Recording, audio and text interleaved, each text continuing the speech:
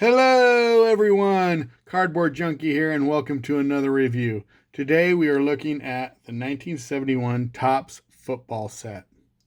As you can see, I've got a few the cards here, my start of a set, so I could show you some of them.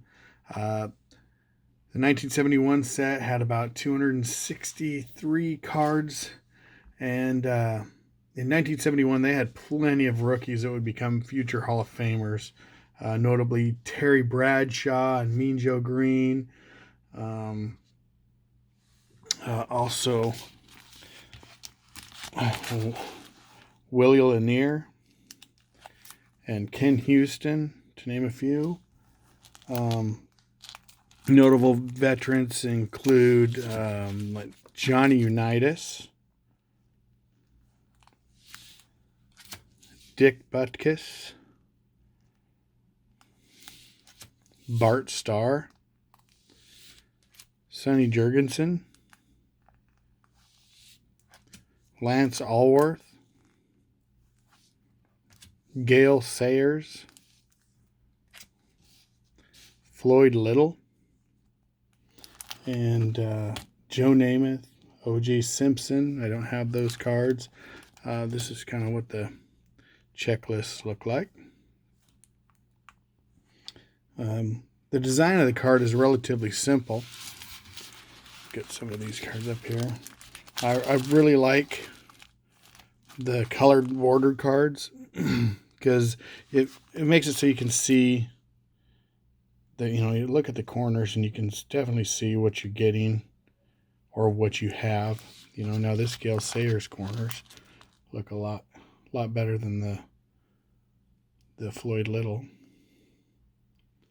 but they're not perfect. But that's what I like about the color quarter, especially black border cards. Those are really cool, really fun to collect because it's so hard to get the nice ones, and it's really nice when you do.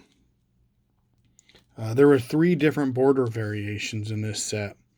Like this one here, the blue border, that would represent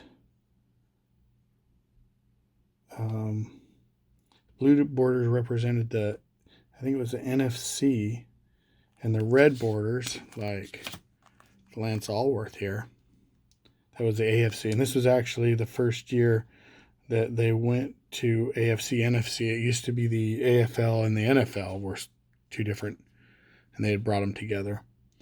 And then like the Floyd Little, you just got the blue and the red. That was for the All-Star.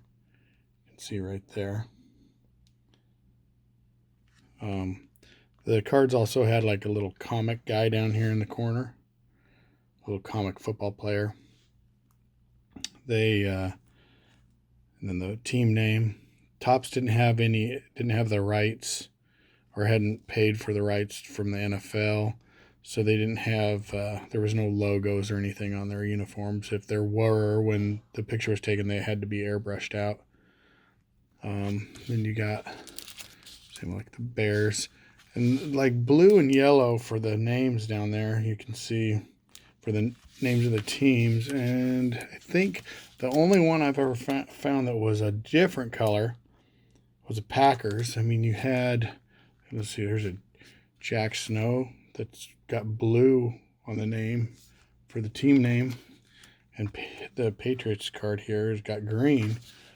But I believe the Packers are the only team that had this kind of orange color. Let's take a look at the back. Up in the upper corner here, had the number of the card in the little box. Quarterback, Packers, Bart Starr, his height, when he was born, school he attended. Had a little comic over here. Bart represents a car company in the off season. Little info, and then had some bio stuff here. And then it had this. I believe this was also the first set where they were listing all the years and stats. Some of the older cards would only have, like the last year or their totals. Back in 71, you could get these cards in wax packs and cellos and vending boxes. A wax pack cost 10 cents, and I think it had 8 cards in there. Came with a little poster and a game card, and of course a stick of gum. The game cards were, it was a 53 card insert set, and 52 of them were players. They were played on the backs of the posters that made up the game board, and the posters were a little bit smaller than like 5x7. There were 22 posters in all. But I've always really liked these color border sets. I'm trying to do some other vintage sports sets, but if you have any that you'd like me to kind of take a look at and do a little review like I did of these, just comment below. Please subscribe to the channel.